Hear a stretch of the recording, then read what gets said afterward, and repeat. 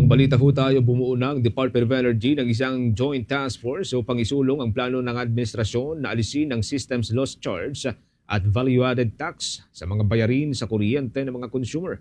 Ayon sa Department of Energy, ang task force ay binubuo ng Energy Regulatory Commission, National Electrification Administration at mga electric cooperative.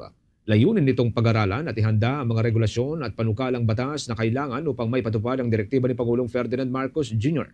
Maugunitang sa kanyang State of the Nation Address, siniling ng Pangulo sa Kongreso na amyendahan ang Electric Power Industry Reform Act o itong kontrobersyal na PIRA Law upang tuluyang maalis ang systems loss charge at ang kaakibat nitong value-added tax sa mga electricity bill.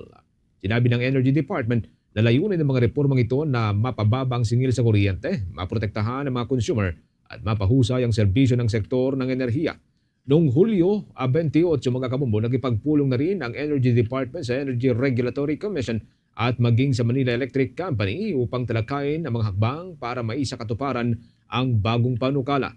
Bagamat nagpahayag ang Meralco ng kahandaan na pag-aralan ng mga operational adjustment na makatulong upang mapababa ang singil sa kuryente.